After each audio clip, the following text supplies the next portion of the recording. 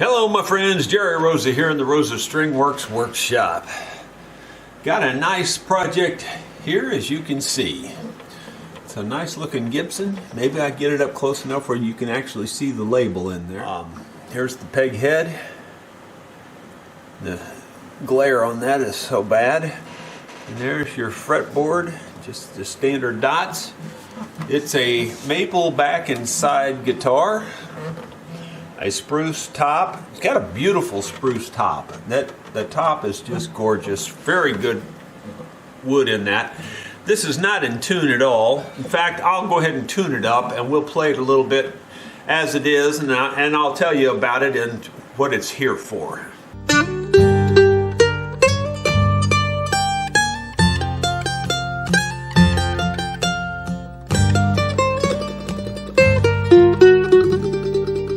I've got her tuned up. Let me tell you which model this is, because you might not have been able to see it there on camera.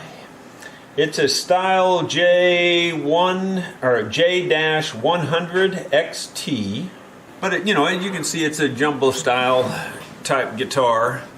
Got it tuned up. It's got a pretty darn good sound, and I've mentioned many times I'm not a big fan of the maple back and sides. But this one does have a real nice sound, and I would say a lot of it's due to this top, because this is an exceptional top on this guitar.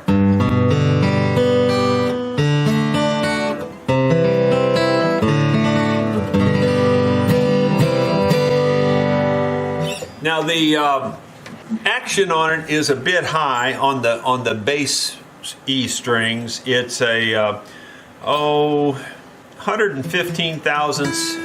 On the treble E string, it's about it's about 85,000. So it's not bad on the treble E string, but on the bass E string, it's quite high.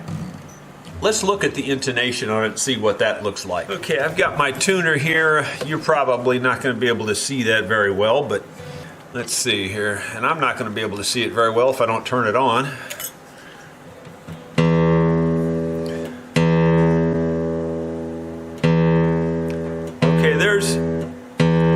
There's your bass E. Wow, surely that's not right. Let me do that again.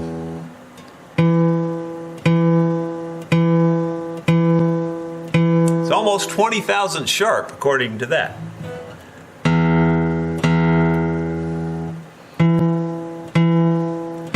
Yeah, it's 18, 19,000 sharp. When I say thousands, I mean cents. It's 18, 19 cents sharp. That's quite sharp for a bass E string like that.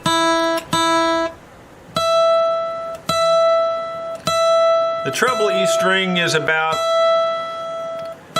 I don't know, 4 or 5 cents sharp. No, it's actually more than that. It's about 7 or so cents sharp. So it's a little sharp too. Let's check the bass string again, just to be sure.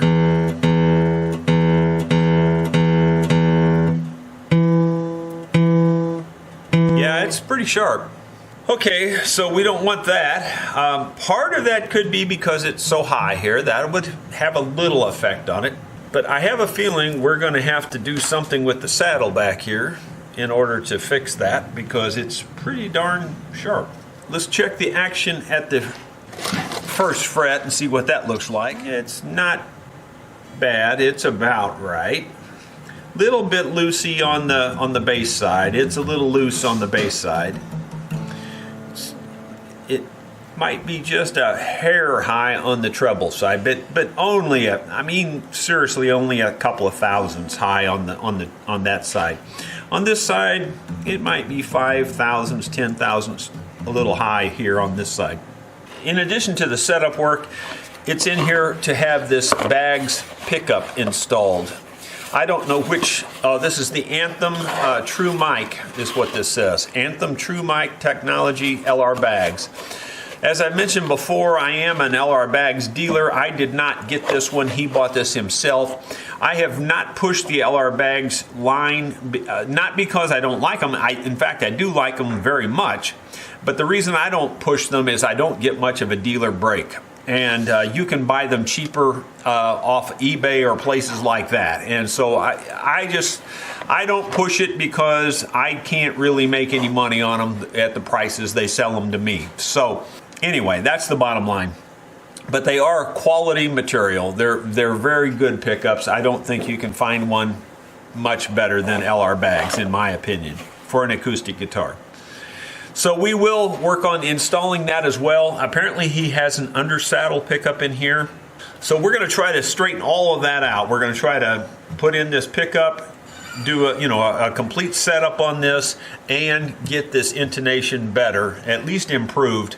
About the only way we're going to be able to get that intonation perfect is if we probably would have to almost move this saddle. But at least we should be able to improve it if we change the angle of the saddle. So we can work on that and make it better, I think. Here we go. I made notes on each string. The bass string here is 20 cents sharp. This string is 10 cents sharp.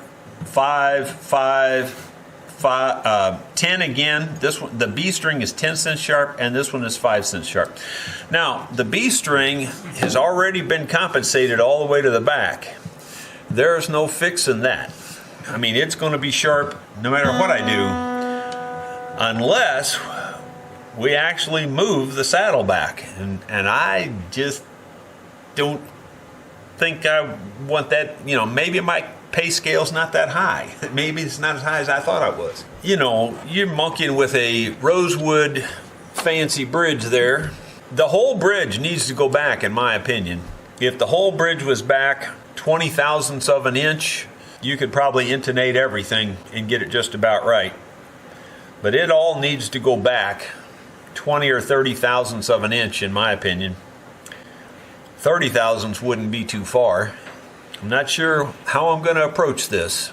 As you can see, I've removed the strings. I've just coiled them up at the peg head to get them out of the way. I'm going to do so many trial and errors with this. I figured I might as well just keep the old strings on here and keep using them for the trial and error as much as possible. The bottom line is, and I mean, I've already mentioned it needs to go back. The bottom line is the saddle's just in the wrong place. Or you could say the bridge is in the wrong place. Had they put the bridge back further, then the saddle would be in the right place. So, either way, however you prefer to look at that, this saddle is that way. I'm just approximating about 30 thousandths of an inch, which is a 32nd of an inch, roughly.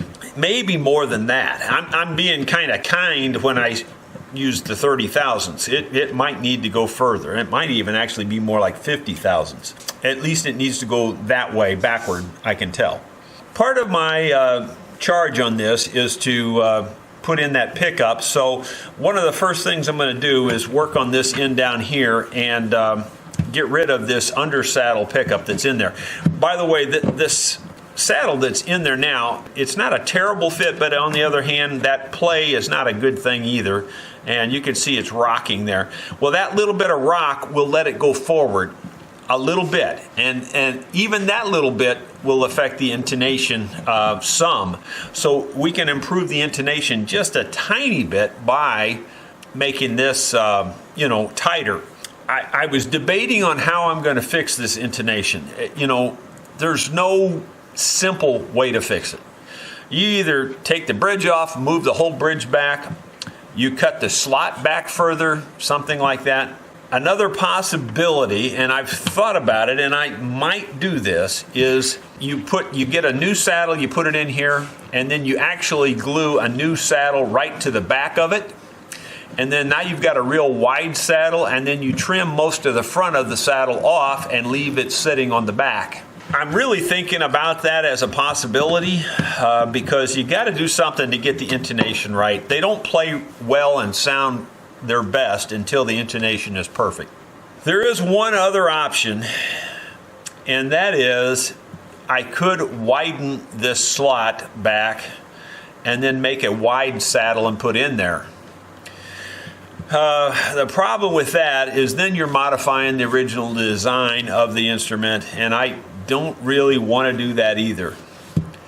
So the lesser of all the evils might be to just make a saddle fit in here real tight and glue a new saddle to the back of it. And with the CA glue that I use, and then, you know, clamping it up tight and making sure it's a good tight fit, I don't think you'll even be able to see the seam. By the time I carve it correctly and all that, I think it's going to look okay too. It's going to look a little wide, but in reality, it won't be that wide. I don't know. You know, at least my method won't hurt anything. You know, if you don't like it, if it doesn't work, all you got to do is take it out and put the original saddle back in it. It won't change anything. So that's one good thing about the method. You know, I always say try the simple thing first and then go further if you have to. And to me, that's the simple thing. So that's what we're going to do. Let's see if we can get this saddle out of here. And there it is. I don't know how it's all connected on the inside. It looks to me like it's connected back here, so we're going to have to take that loose. Might be able to do that by hand. More than likely, I'll do that off camera and bring you back when I get all that stuff loose. I've got the end pin pulled out of this guitar, and now the saddle wire is connected to that end pin jack here. So I'm going to take this off and see how it's connected. I'm 99% sure it's soldered, but let's see here. We may have to unsolder it to get it loose. Just trying to see which wire it is for sure. I think I know, but I want to make sure I know. It's this wire right here. It's the one in the center, and it's soldered in two places. We will have to do that. We have two choices. We could actually cut the wire, or we could desolder it. I think I'm going to go ahead and desolder it. It takes a little bit more work, but I think it'll be worth it, because he said that we could keep this pickup and use it on someone that needs a pickup down the road. Just give it to a customer down the road. So in other words, this will go into our spare parts bin. As you can see, I have a towel down here. There's 4 layers of that, so that should protect the guitar. I'll go ahead and heat this up and see if I can get the wire to just pop loose on its own. If not, I'll pry it loose. That one came loose. And that one came loose. Should be able to pull this out of here now. It came out. And now we should be able to pull it out of here. We'll clean up this here and get the rest of this out, and I'll show you what that looks like. Well, my friends, here's the good news and here's the bad news. The good news is I really like these Anthem pickups and these LR Bags pickups and all that stuff, and they're really well made and all that kind of thing. But I'm not here to do a commercial for LR Bags. I'm here to put the LR Bags in this guitar. The good news is he chose a really good pickup. The bad news is it don't fit at all. Not even sort of similar. Like it's not even sort of close to fitting. If you see this right here, you see how it rocks? Can you see it rocking? I know my hand's in the way mostly, but it just rocks back and forth. And I can't show it to you without getting my thumb in the way. But anyway, it does. It just rocks back and forth. It doesn't sit flat on there like it should sit flat. So, because it doesn't sit flat, there's got to be something in the way, don't you think? Well, you would be thinking right. Maybe you can see it if I can get the mirror just right. Right there. There. Yeah, you can see it in the mirror. Anyway, there is a brace there. The brace is not a critical brace in my opinion at all. It's basically a little brace that runs across here, and it's peaked. I want to say scalloped. It's not really scalloped. It's the opposite of that. It's peaked to a point right there in the middle. I'm thinking of cutting that point off, because I can leave the rest of the brace. And I think it'll be just fine. I don't think it's going to create any issues whatsoever. If it did create an issue, and I'm sure it won't, but if it did, I could always make a new brace exactly like the original brace and put it in there, and nobody'd ever know the difference. But for now, I'm just going to be honest and tell you I'm going to cut the brace down because I don't know what else to do. This will not fit anywhere else in there. I've tried already. All the way around the circle. And in addition, it is designed to go there so that you can reach down through between the string and the hair, and you can adjust these buttons here by reaching your finger through and reaching here and touching it. And by design. It needs to go there anyway. So I am 99% sure if I cut the brace down enough, it will fit just fine. But the way it is right now, it ain't going in there. Am I going to contact the customer first? No, not really. I'm going to make an executive decision and just do it because it needs to be done. And I'm going to use my trusty little finger plane because I'm doing this blind inside this hole and you can't see anything. And I'm only doing it by feel. And I'm pretty sure I can cut that off. There I go. I'm cutting it pretty good right there. I've got the hump, the real high part of the hump knocked off already. I'm going to take it down just a little bit more. It looks pretty good through what I can see in the side there. Let's see if this starts to fit yet. Boy, it's close. It just barely rocks now. I know you can't see that rocking, but it's rocking a little bit still. You can see the curls are coming out of it there. So anyway, I'm going to work on that a little bit more. When I get that working, I'll show you what it looks like. It's now several hours later after a bunch of interruptions and a trip to town and several other issues. I am back on this guitar. I have already installed the end pin, and that's a fairly straightforward installation. That's to send the signal out to the amplifier. That goes right here in the out slot. This is the under saddle pickup here. This is the true microphone here. I think I'm going to go ahead and install or try to thread up through there the under saddle pickup at this point. I do actually have that brace trimmed down enough now to fit this part of the machine in there. It should work just fine. When you can't find the spot from above, the thing to do is to poke something down through so that you can feel it down below. There it is. That will help me find the hole here with this pickup, and it should feed through there, I think. It might not be a big enough hole. That might be my problem. Nope, it's working. There it goes. Now I can take my hand out. I like their pickups because they're very flexible and they don't break and crack like the other ones do.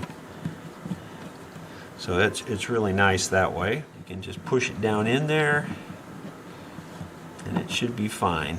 And that's already connected here. And we've got the out connected. The only thing we've got left is the battery to connect. I'm going to leave that to last here just before I stick it inside. And now I need to direct this in there. It should go somewhere about right here. And by feeling in there, I think I should be able to get it in there without any problem. I'm just feeling around first. It's got these little stick-on tabs. We'll peel those off.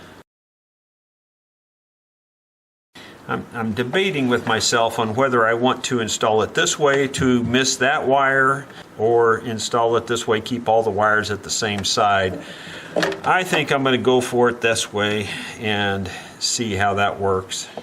Now that's a true microphone actually, and I'm putting pressure down on the bridge and I'm pushing it and wiggling it and making sure it's making real good contact. And putting that back in there. We should be good. We've got everything connected now except the battery cable. And the battery cable goes like so. And I've got that clipped in, and then we have the battery here. So now we should be able to take these off. And the only thing we'd have left after sticking this inside is just tidying up the cables. It's a pretty straightforward installation. No real special tools needed. You'll need a 13mm wrench to tighten down the bolt back here. Other than that, you don't really need much, except for the fact that, as you saw, I had to cut this brace down. And now I'm just locating this where I want it, and I'm applying the pressure, and it feels like it's sticking perfectly, and I love how that just fits the sound hole just nearly perfectly. I'm just going to press this a little bit more just to make sure that it is absolutely tight. I'm pretty sure it is, though, and it feels perfect to me. Just, you know, it feels completely flat in there. I don't think there's any issues. And now we just need to get the battery. Now he already has a battery holder in here from the previous install, and I'm going to try to use that and see how that works. If it doesn't work, LR Bags provides a battery bag. You can stick that on, and you know, I don't know, in hindsight I might just do that anyway. His is screwed in to the neck block, so it's kind of a permanent installation. So in this particular case, I may leave this off at least until I try getting a battery in there. Well, it just so happens that the customer's old battery is still fully charged. I just tested it, and so I'm just going to put that back in here. There's no reason to charge them for a new battery if the old one still works. And I'm going to see if I can get it in their holder. It looks like it's going to go right in and hold it just fine. This comes with a lot of extra clips to clip the wires up and stick the wires up and hold them tight. So I'm going to see about cleaning all the wires up inside there now. Well, we have successfully installed the pickup and everything. Now we need to just do a full setup on this. There's some fret wear here, but not too bad. Definitely not enough to replace. But I will file the frets and level them and recrown them. I've made my specialty saddle for this, and if you can see it there, there's an L shape. This saddle is in an L shape. I think you can see it there. I pushed the saddle way down before I glued this on there. It's got pressure on that pickup, at least I hope it does. And so now anyway, I'm going to contour this back, and so that we can get the proper intonation on this guitar, because it was really bad. So the way I'm going to try to intonate this is with the Dremel tool, because it's going to take too long any other direction. I'm going to just more or less guess based on experience how I think I need to intonate this.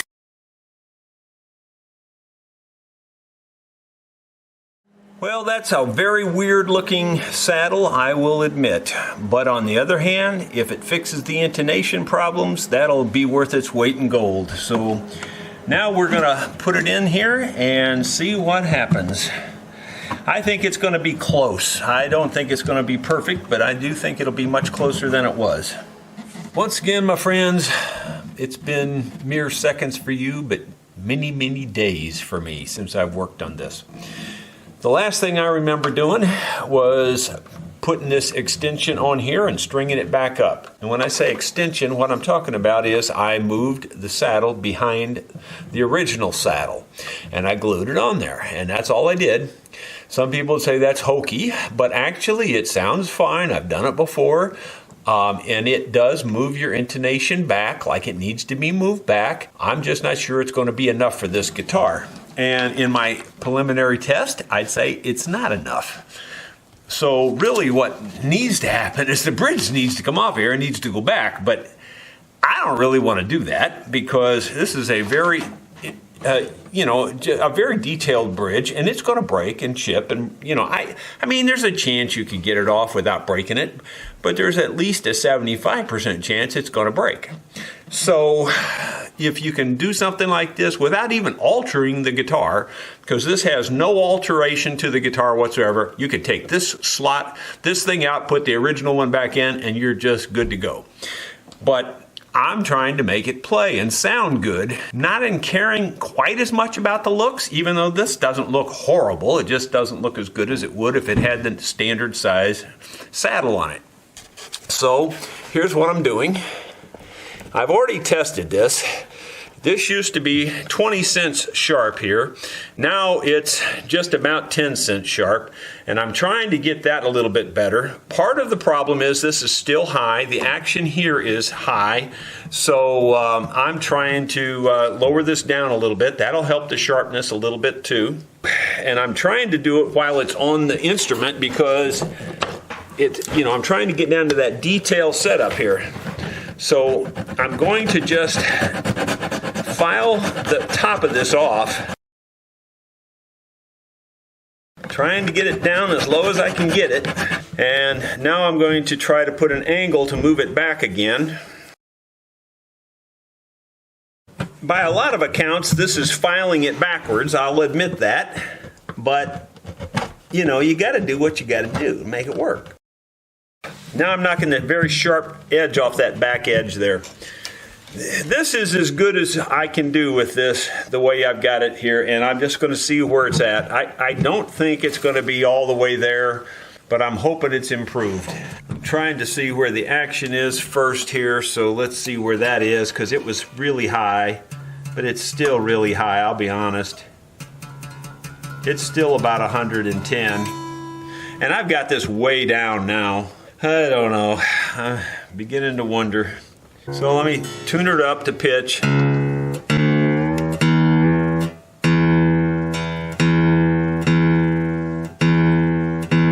That's it right there. Now I'll press it at the 12th fret. Actually, that's noting exactly right at the moment. I think it went flat. Let me retune it.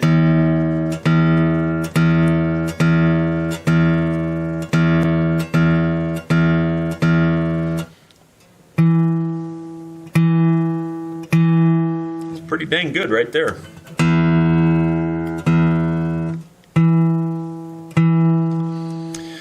Well, that's about as low as I can get that too. I might get it a hair lower, but not much. This next one here is the A, and it notes correctly right now, but the action's still a little high on it too. In fact, it's quite high.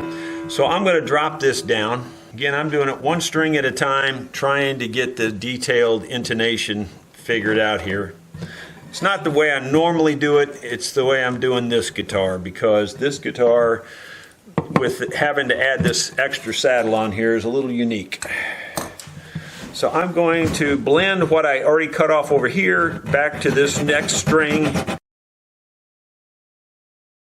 Now I'm going to take the front of that off of there, taper it back some too. Alright, and now I'm just going to knock, again, that sharp edge off this back of the saddle here. Just to round that off so that the string isn't on something real sharp right there.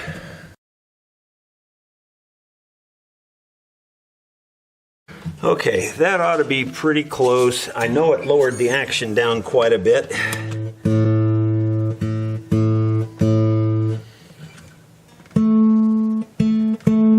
Almost exactly right.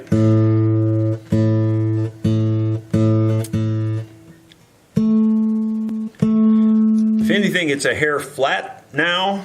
I can remedy that, I believe, by moving this forward just a little bit, which will also lower it a hair. I'm just going to file the back edge off of it, which will push it forward a little bit.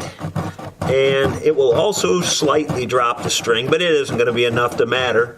And I'm just trying to do it without touching the actual bridge, so I won't scratch it. That's pretty good there. That moved it forward, oh, I don't know, probably a little over a 32nd of an inch. If that, I'm not sure. Maybe a 16th, maybe a 16th. I don't think it moved it quite that far. 1/10 of an inch, maybe. Getting my numbers mixed up there. 1/10 would have been more. So anyway, you can ignore all that. The point is I moved it forward a little bit.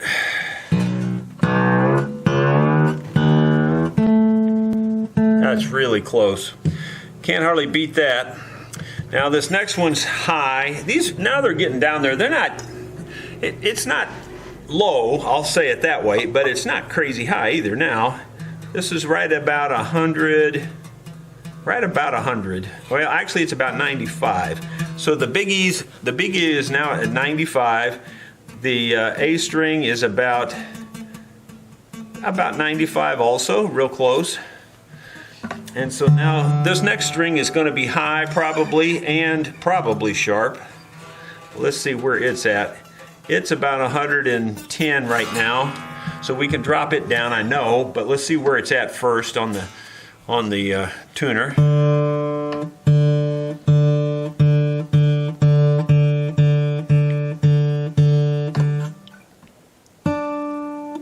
right on the money. So we're just going to drop this one and try not to change much. And I'll bring you guys back and let you hear the final result and show it to you on the tuner. But trust me, this thing needed this intonation fix really bad. It was a tough fight, Ma, but I won. I think that was a line from the Three Stooges. I can't remember where I saw that. It was in a movie. Anyway, yeah, I won. It's really nice. The strangest intonation, ever. And I say that, and it's not that terribly different than if it would have been, if the bridge had been in the right place. You see a lot of them that have to be intonated on every string. That's fairly common, actually. And this one definitely needed that. Almost all of them are on the back saddle that I put in there. Strangely enough, the G actually works off of the front saddle. It's kind of strange, but it does, and all of them are really close to intonation now. Now, keep in mind, the best one was 10 cents off before. Now they're within a penny or two, at the worst. I'm going to put the tuner down here, and I'm going to focus the camera on that, and let you see that as I'm doing the test here. Hopefully, maybe we can zoom it in just a tiny bit. At least you can probably see the needle. Okay, there's your high E, and there's my noting it. Really close. All right, here's your B, right on the money. Here's your G, pretty dang close. There's your D. That one's a hair flat maybe. Not much, because the needle's not quite. Pretty darn close, just a hair flat, if anything. There's the A.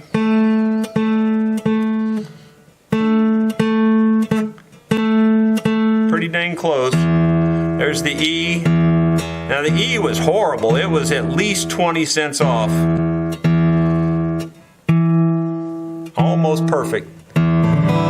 Just about as good as it gets. I mean, it's almost perfect, really. Now listen to this thing hit a chord, and it just booms. Just all the difference in the world when it comes to hitting a chord.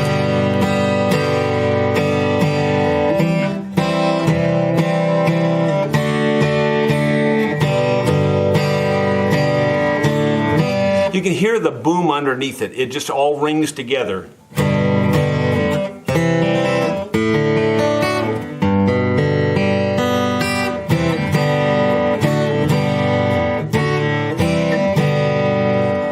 It's one chord now.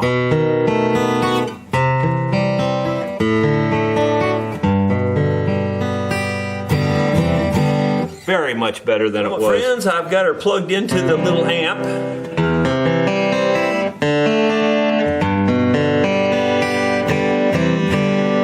Seems to be working just fine that way too. Turn it up a little bit more.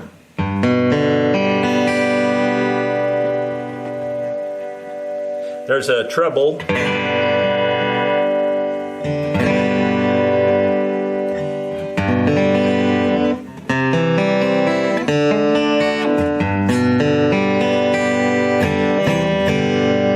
Sounds really good. Those pickups are just great pickups. I hope the customer appreciates how much work that was, actually. That was quite a bit of work. But, like I said, we won. I hope you've enjoyed watching how I did the detail intonation on this guitar. Thank you so much for watching. If you're not yet subscribed, please click the subscribe button. I would really appreciate a thumbs up as well, and I hope to see you on a future video.